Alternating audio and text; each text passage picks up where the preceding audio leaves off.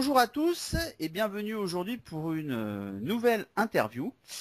Alors, aujourd'hui je vais faire une interview qui va en fait s'insérer dans, on va dire, 3 interviews. Ce sont des interviews coup de gueule, on va dire, sur 3 choses que l'on entend aujourd'hui sur Internet, on va dire qui se murmurent sur Internet, entre guillemets, et qui sont tout à fait faux, d'accord.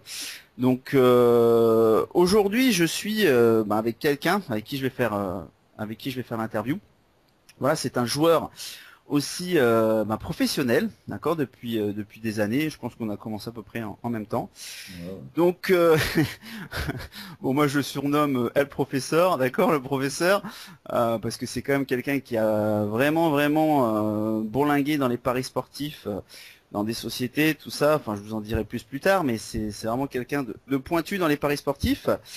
Donc bonjour à toi. Et- Allez, Bon, on est amis, hein, donc voilà, mais je le charrie un peu, mais c'est vraiment quelqu'un de très doué dans les paris sportifs, comme on en rencontre pas beaucoup dans le monde et puis déjà en France. Donc aujourd'hui, on vous fait une petite vidéo coup de gueule, petite interview coup de gueule sur le premier thème, c'est le bac 00. Alors, pourquoi nous faisons cette interview sur le bac 00? En traînant sur Internet, on voit certaines personnes qui disent et conseillent à des débutants, d'accord, de jouer sur des 0-0 sur des championnats de foot. Alors, je vous pose un peu le contexte. La méthode, c'est quoi? C'est que vous regardez des championnats de foot et si vous voyez que pendant 2-3 journées de championnat, c'est-à-dire entre 20 et 30 matchs où il n'y a pas eu de 0-0, d'accord, on vous dit de commencer à jouer tous les 0-0 de ce championnat.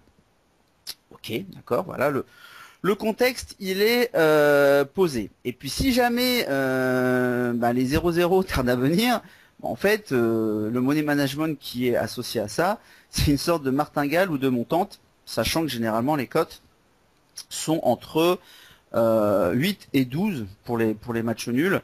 tu peux Donc trouver un peu plus ou un peu moins en fonction du c'est profil ça, si c'est équilibré ou du pas. match. Si c'est un match où il est censé vraiment y avoir des buts, il y a peu de chances qu'il y ait 0-0, donc on t'offrira une cote beaucoup plus importante, mais en même temps, la cote, elle est basée sur un pourcentage estimé de chance, et donc à la base, elle n'est pas hyper intéressante. Donc, C'est ça. surtout sur les scores où prennent pas mal de. Ah oui, il y a ça aussi. Il y a ça aussi. Il faut savoir que moi, ayant travaillé chez un bookmaker et mon acolyte, pas tout à fait, mais quand même avec eux, on va dire, en partenariat avec eux, il faut savoir que pour les correct scores, les cotes sur les correct scores, le TRJ, le taux de retour joueur sur ce type de pari-là, est beaucoup moins avantageux encore que sur du 1 et 2 par exemple. En fait, vous le voyez pas, donc en fait le bookmaker dilue ça en fait sur plusieurs cotes, pardon. Et si vous en faites les probabilités, vous voyez que le bookmaker se fout un peu de votre gueule sur les Ouais, correct scores. ça se trouve, si vous pariez sur tous les scores, même en essayant de bien répartir, vous seriez censé avoir un 100% à la fin, ce qui n'existe chez aucun bookmaker. Mais en gros, dans un truc où vous voulez avoir vos chances, vous devriez avoir 100%, mais là peut-être vous aurez 90 ou 80, 85%, même en essayant de tout parier. Euh, Voilà, oui. Alors que du 1 et 2, bon, vous serez plus proche du 96, des fois 97 sur un bon bookmaker.com. En France, ce serait pire, mais ce serait moins bien. Mais en gros, voilà, c'est surtout le type de pari qu'il faut pas prendre les correct oui. scores. Donc Non, mais là, bon, et tout pareil annexe, il y a beaucoup de de, choses comme ça, ouais, tout beaucoup à de fait. matchs comme ça pour être sûr de vraiment de vous battre à la longue. Donc c'est déjà. Il dilue en fait, voilà, vous voyez pas, c'est plus facile quand le PMU par exemple vous fait des cotes à 1,70, 1,70, de voir qu'on se fait pigeonner, ça, c'est Ouais. sûr, que quand vous avez une vingtaine de cotes pour un correct score, là, à moins de prendre votre calculatrice ou un papier et un crayon pour faire les probabilités, enfin les pourcentages, et de voir effectivement à la fin sur combien cote le bookmaker, à moins de faire ça, vous vous en rendez pas compte. Et tous les débutants en fait ne prennent pas l'habitude de faire ça. Donc nous, on vous le dit en connaissance de cause. Surtout, évitez de jouer les correct scores. Bon bref, là la méthode c'est jouer les bacs 0-0. Donc j'ai posé le problème. Alors le petit souci sur cette méthode-là, c'est que on vous dit, et en plus c'est basé sur rien, hein, d'accord, c'est pas basé sur une analyse ou quoi que ce soit, c'est juste en regardant ce qui s'est passé les journées précédentes, de jouer à partir de 30 matchs sans avoir eu un 0-0 dans un championnat, de commencer à tous les jouer. Alors, à la base, le débutant qui joue dans les paris sportifs va dire oui, pourquoi pas. Ouais, c'est vrai, il va sûrement y en avoir un. Ça va finir par arriver. Il va sûrement y en avoir un, et ça, je vous explique, c'est la psychologie humaine. On a des certitudes qui en fait n'en sont pas. D'accord, donc vous allez vous faire avoir et vous allez vous laisser biaiser par cette chose-là. Donc en gros, vous allez vous dire, si moi je vous dis comme ça, oui, ça fait 30 matchs, il n'y a pas eu 0-0, la majorité d'entre vous vont se dire, bah oui, mais ça va tomber bientôt, c'est normal, c'est comme quand vous êtes à la roulette. C'est vrai parce que ça va finir par arriver, donc oui, mais on ne peut pas savoir quand. Donc si on commence ça, le problème. à mettre de l'argent d'une façon bête, en pariant tous les matchs déjà qui sont en même temps, les bookmakers qui font les cotes en face, ils sont au courant qu'il n'y a pas eu de zéro. Ils sont pas bêtes. Donc finalement, ils te mettent des cotes moins intéressantes. Ils savent que ça va sûrement finir par tomber. Toi, en plus, ça veut dire que tu es obligé de parier sur tous les matchs bêtement, même si tu sais que dans un match, il y a une petite probabilité vraiment qu'il n'y ait pas de zéro, enfin, qu'il n'y ait pas de but. Mais en gros, tu te dis, soit je les parie tous. Maintenant, une fois que tu es pris dans l'engrenage, tu dois tout parier. C'est ça, bêtement. Se remettre de l'argent jusqu'à ce que ça tombe et en priant pour que ça finisse par arriver parce que tu vois ta bankroll qui descend si ça arrive pas assez vite. Imaginez-vous, parce que c'est toujours plus facile de s'imaginer, voilà, vous commencez à jouer, ça fait 30 matchs, il n'y a pas eu de 0-0, vous commencez à jouer les 10 matchs de la journée suivante, on va prendre un championnat avec 20 équipes, donc 10 matchs. Ok, il se passe pas de 0-0. Bon, d'accord, vous venez de perdre 10 unités. Le week-end d'après, qu'est-ce que vous faites? Vous devez en gros doubler ou au moins faire du 1,5 par rapport à l'unité de base, donc on va dire que vous allez jouer entre 15 et 20 unités la journée d'après. Ah bon, pas de bol, il n'y en a pas non plus. Vous avez déjà perdu entre 25 et 30 unités là, d'accord? Donc je sais pas quel bankroll on vous a dit d'avoir, mais vous avez déjà perdu entre 25 et 30 unités. La troisième journée où vous êtes en train de jouer, vous allez faire quoi? Vous allez encore doubler. Donc c'est-à-dire vous allez passer à une unité, on va dire, vous allez mettre 4 unités par match. Admettons, pas encore de chance. Ouais, au pire, même si à ton troisième round, t'en as un qui tombe, ah enfin, t'as une bonne cote, mais en fait, ça rembourse même pas la moitié. Tout juste. Tu as déjà perdu, donc faut que tu continues à courir après le profit éternel. C'est ça. Donc, à quel moment tu arrêtes ta série? Parce qu'une fois qu'il y a eu un 0-0, si tu es en perte, tu fais quoi? Tu la continues ou tu l'arrêtes? Ah, c'est ça aussi la question. Donc il y a différentes choses qui font que psychologiquement vous n'allez pas être bien parce que vous êtes en train de faire une montante sur en fait des paris que vous jouez mais bête et méchant sans réfléchir parce qu'on vous demande pas d'analyser là, d'accord? Il n'y a aucune analyse, c'est juste bête et méchant. Voilà, vous jouez, vous augmentez. C'est comme exactement si vous êtes à la roulette au casino, qu'il y a des rouges qui sont pas tombés depuis allez 6-7 coups et que vous allez commencer à jouer les rouges. Mais attendez, l'historique au casino, vous pouvez avoir une série de 35-40 couleurs de la même couleur. Donc vous allez continuer comme ça à augmenter, à faire une martingale ou une montante, sachant qu'au casino de toute façon c'est limité, vous ne pourrez pas le faire. Mais dans les paris sportifs, à un moment donné, vous êtes limité par quoi? Vous êtes limité par votre bankroll et la limite aussi de mise des fois que les bookmakers vous accordent, malgré que, on va dire sur Betfair. En même temps, sur les correct scores, en plus, je pense pas que tu aies une liquidité énorme. Limitée. Donc, de toute façon, tu risques d'être bloqué. Si t'es pas en banqueroute, tu seras limité. Et si tu es limité, comment tu fais? Voilà, tu es bloqué, tu t'es fait avoir. Enfin, il y a tellement de pièges. C'est ça. Donc voilà quoi.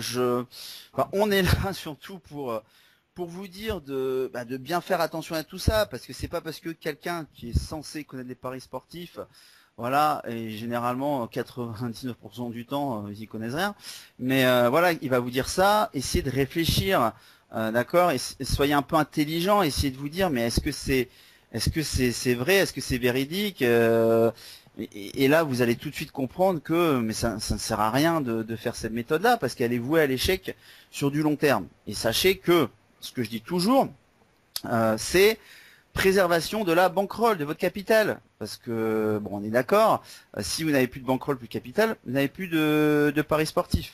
Ok? Donc, il est possible que des gens qui analysent et des séries de bad run, une série de bad run, qui perdent des paris, ça peut arriver. Mais normalement, sur du long terme, ils doivent gagner de l'argent s'ils ont une analyse correcte. Alors que là, c'est basé sur rien. Donc, à la base, tout est biaisé. Parce que En fait, ça me fait penser tu sais, aux pubs qui s'ouvrent des fois quand tu es sur Internet. Oui, j'ai une méthode, ou si vous voulez gagner de l'argent, il y a tu sais, le trading de je sais plus quoi. Le Enfin, Forex.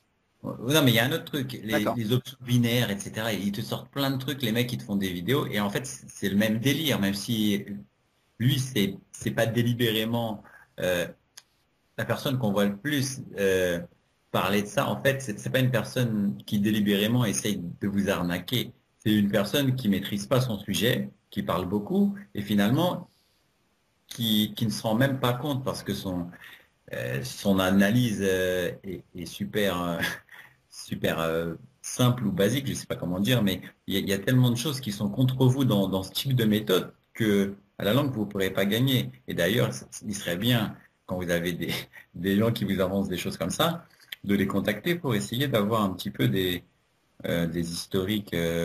Bon après, il peut Et puis les parler, buter. parler avec eux, essayer qu'on vous démontre. Moi j'aime bien qu'on me démontre les choses. Si on me démontre pas les choses par A plus B, j'y crois pas. Donc En voilà. plus, en plus là, on sait très bien que cette méthode, elle a été mise en avant, mais finalement, elle a été stoppée. Elle a été stoppée après parce que Ça, il n'y a pas de résultat. Voilà. c'était parti en minus, comme prévu et comme il fallait s'y attendre. Il y a les pompiers qui passent, alors je vais couper le son pour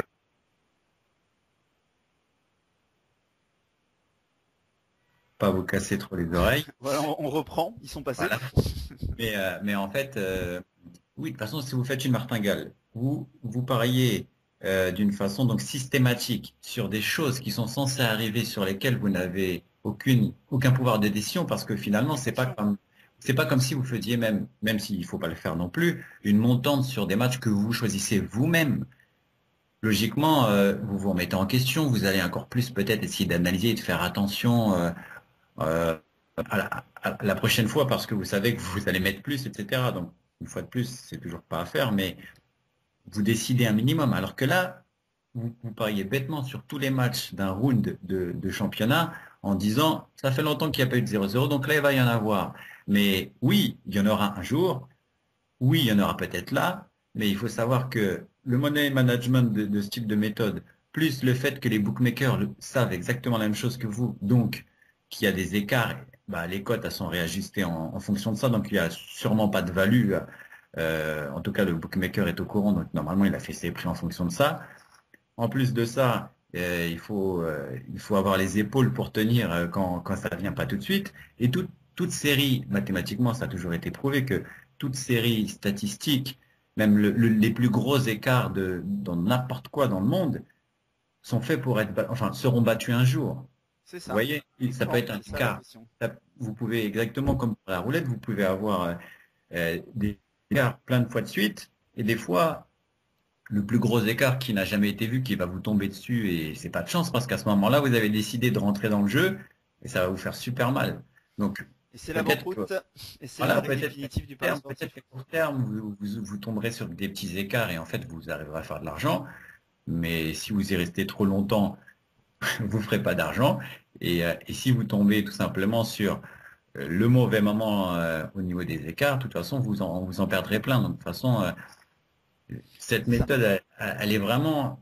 Mais en fait, je le répète, ce qui fait le plus mal au cœur, j'ai envie de dire, c'est avancer des choses comme ça, sachant derrière toutes les choses mathématiques qui prouvent que c'est du suicide à long terme. Je dis bien à long terme parce que oui, moi aussi, je pourrais vous prouver des méthodes comme ça, bidon, et court terme, j'ai gagné plein d'argent. Mais à la longue, en fait, je reperdrai cet argent. C'est comme le C'est juste. casino. C'est comme le casino. Voilà, c'est des Tu fois, vas au casino à court terme, tu vas certains gagner. disent, Voilà. voilà, je vais à la machine à sous, ouais, j'ai gagné toutes les Voilà. pièces, Voilà. je suis sorti, j'ai gagné je sais pas combien, super. Et ben moi je leur dis, ouais, c'est bien, j'espère que tu t'es bien amusé, fais gaffe. La prochaine fois, ça sera peut-être pas pareil. Et si les gens un peu têtus et me disent, non, non, mais moi je gagne bien, je gagne à chaque fois, je dis, oui, bah écoute, fais tes comptes et retourne-y et tu verras à la fin, on en reparlera dans quelques temps, tu vois, Sur le c'est long juste une terme, question de temps, il voilà. sera en déficit. Bien sûr. Non, mais c'est ça. On est Il y a que d'accord. le poker, il y a que le poker, faut pas rêver. Il y a que le poker où tu peux gagner au casino. Le reste, c'est fait pour. Et le poker, je le répète, ce n'est plus considéré comme un jeu de hasard à juste titre. Mhm. Voilà. Donc c'est c'est important de le souligner à l'inverse de la roulette et des Il y a machines. aussi une raison pour ça, hein. Il y a aussi une raison pour ça. Voilà, on pourra en faire un débat sur poker paris sportif aussi plus tard. Mais non, restons dans notre petite série de coups de gueule. Donc voilà, en tout cas, j'espère que on vous a alerté et un petit peu titillé, voire même ouvert les yeux là-dessus, parce que voilà, il est de notre rôle. On va essayer comme ça d'essayer de remettre un petit peu à plat et de l'ordre un petit peu dans tout ce qui se dit sur Internet, dans les paris sportifs. On va essayer de prendre ce rôle-là à cœur. Alors, n'en déplaise à certains, mais au moins on va dire les vérités et que des vérités. Voilà. Donc, bon, ben on va conclure sur cette première vidéo coup de gueule. Il y en aura 2 autres. Je vous dis pas les sujets tout de suite. Vous les verrez au fur et à mesure. On va essayer d'en faire une par semaine, comme ça. Et puis avec donc El Professeur, comme Mais comme je essayez, le surnomme. je vais prendre juste 5 secondes la parole parce que je la prends toujours trop longtemps, mais en fait, essayez même à blanc, avec des stats de n'importe quel championnat que vous voulez, hein. Mais il faut savoir que pour avoir comment dire, quelque chose qui a de la valeur, des études statistiques, il faut que ça soit des centaines ou des milliers de cas, hein. C'est pas juste, je Bien sûr. prends. Même une saison, c'est pas suffisant. Vous prenez une saison et vous dites, ah bah oui, sur cette saison, si je l'avais fait, cette méthode de 0-0, finalement, j'aurais gagné de l'argent, peut-être. Mais dès que vous commencez à prendre plusieurs championnats sur plusieurs saisons, c'est plus la même. Donc, même faites les essais à blanc sur, je sais pas, 500, 1000, sur plus, peut-être 5 saisons et 5 championnats, et vous verrez que c'est pas si facile que ça. Et surtout, regardez bien combien vous auriez dû mettre et combien, jusqu'où vous seriez descendu. Et vous verrez que dans chaque scénario, vous serez très très mal à un moment donné, et c'est pas sûr que vous auriez tenu en argent réel à ce moment-là, voire toutes les fois où vous avez fait banqueroute. Donc, juste ne croyez pas les super méthodes avancées par les gens. Essayez de savoir ce qui est derrière et quitte à les étudier vous-même. Vous dites, ça part d'une bonne idée, pourquoi pas. Mais sur un gros panel de matchs et je vois ce que ça aurait donné avant de vous lancer. Il n'y a pas de méthode magique. Et, on peut trouver des méthodes, mais ça demande du travail et surtout ça demande un minimum de respect des mathématiques. Mais Donc, c'est ça qui est mesquin. là, ça repose sur rien. Ça Non, mais repose sur rien, c'est tout le contraire. Donc c'est là où c'est débile dès le début. c'est ça qui est mesquin, c'est-à-dire que les gens vont commencer, ils vont gagner 1 fois, 2 fois, peut-être 3 fois, 4 fois, des petites sommes, parce que voilà, forcément, vous n'allez pas à chaque fois gagner 50 ou 60 unités d'un coup, mais des petites sommes, des petites unités et tout à droite à gauche, vous êtes content, et donc c'est ça qui fait l'espoir et que cette méthode fonctionne. Et puis un jour, du jour au lendemain, les écarts vont s'emballer, la montante va s'emballer. Le peu que vous avez gagné, vous allez le perdre et vous allez perdre encore plus et vous allez faire banqueroute. Voilà. Et c'est ce qui va se passer et c'est ce qui généralement se passe. J'ai déjà entendu plusieurs personnes me le dire. J'avais dit bah oui, je vous avais mis en garde, mais bon. Après entre dire et puis après faire les choses, il y a quand même un monde. Donc voilà. Bon là on conclut parce que ça va faire 20 minutes et ça va faire trop long, mais en tout cas voilà ce qu'on pouvait vous dire tous les deux là-dessus. Sur la fameuse technique du bac 0-0 qui, on va dire, je peux pas employer le mot arnaque, mais qui ne vous apporte rien de bon. Voilà. Qui vous fera juste perdre de l'argent à la longue. Voilà. Et réfléchissez un peu et vous allez voir que oui, ça saute et c'est du bon sens et ça saute aux yeux. Donc voilà. Bon on vous donne rendez-vous la semaine prochaine pour une autre petite interview, une petite vidéo sur un autre coup de gueule. On vous a dit on en a 3. Donc là c'était le premier. Il nous en reste 2. Donc voilà, c'était Tréanton Benoît pour le blog Paris Gagnant, en compagnie, et je le surnomme le professeur pour l'embêter, voilà. Et on vous retrouve la semaine prochaine pour une autre interview. Au revoir tout le monde. Salut.